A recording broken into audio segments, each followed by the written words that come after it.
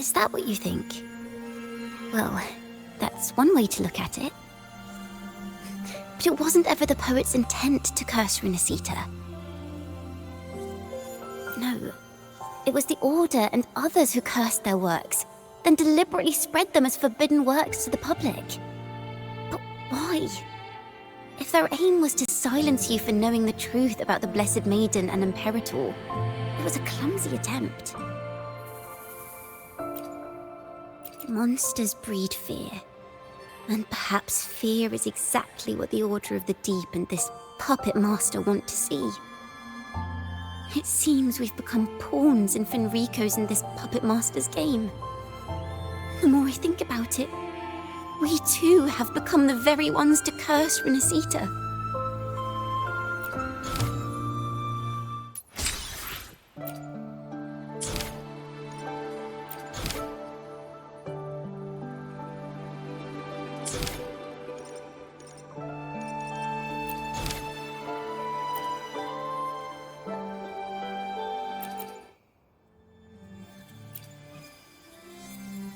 Our crime was the same as the poet's.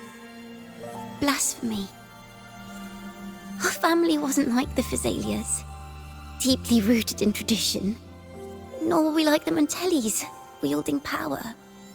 We simply did what we thought was right, preserving everything for those who would come after us.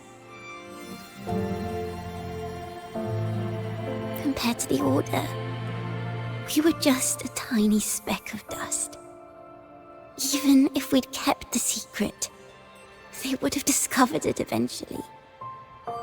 They would seize what the poets left behind and lock it away.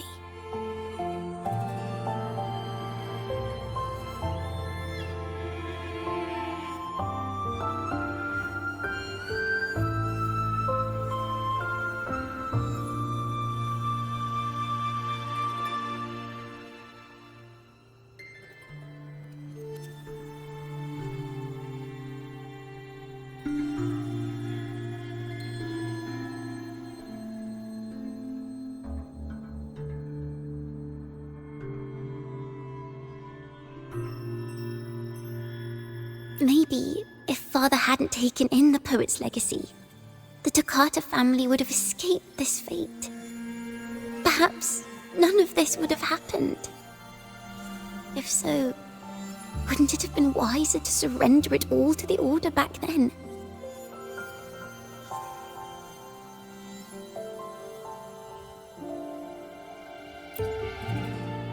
The fate of the Toccata family might have taken a different turn. But when you face the Order of the Deep and their false divinity, our fate is no longer ours to control.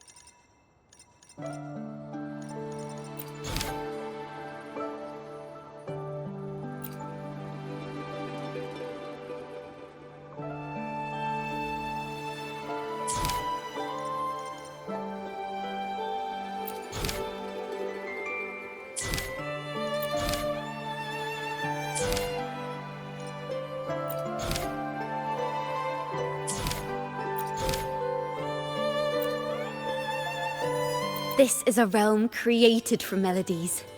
Music can transcend space and time to bring memories and stories to life. No. Normally, you can't perceive the frequencies in a melody. But that manuscript lets you see the world as I do. That part with the Daemons should be right here.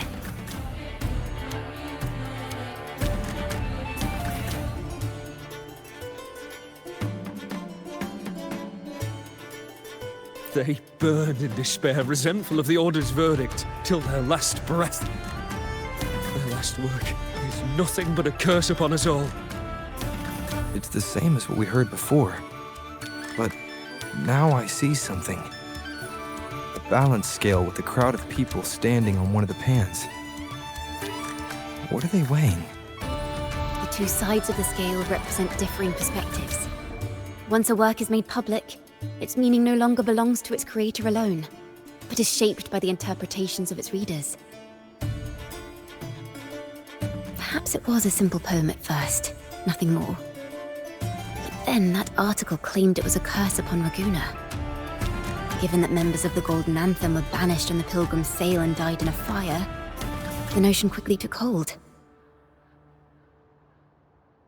No one knew exactly what happened, so they filled in the gaps with their imaginations. With motive and a complete story. Perhaps that's all it took for a lie to become the truth. Each time someone plays their last work, it summons Daemons. This is the Golden Anthem's revenge and curse upon Ragunna. Still, words and imagination alone cannot bring something into existence. Yes, someone must have used them to create the Daemons. What if the mastermind pulling the strings from the shadows is the author of that article? Daemons are bound to their creator, so it might not be a coincidence you felt them target you at the restaurant. There could be a connection between you and this mastermind. Or perhaps they have their own reasons for wanting to see you silenced.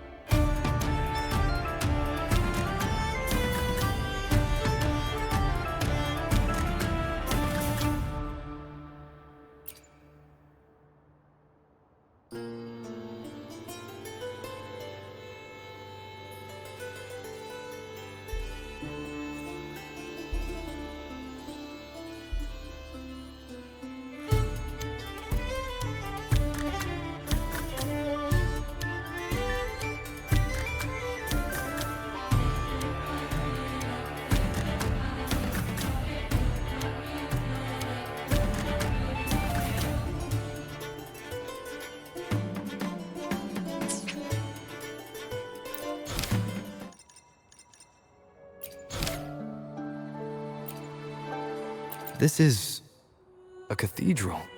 That's the choir on stage, with the Poet Society leading them. Looks like it's a ceremony of some kind. It sounds like...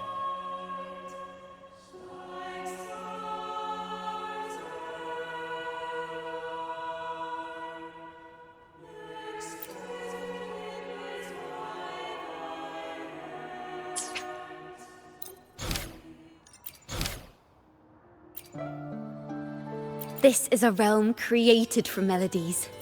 Music can... No. They burned in despair. Perhaps it was a simple poem at first. No one knew exactly what happened. So yes, someone must have used them to create the Daemons. What if the mastermind pulling the strings from the shadows is the author of that article? Daemons are bound to their creator.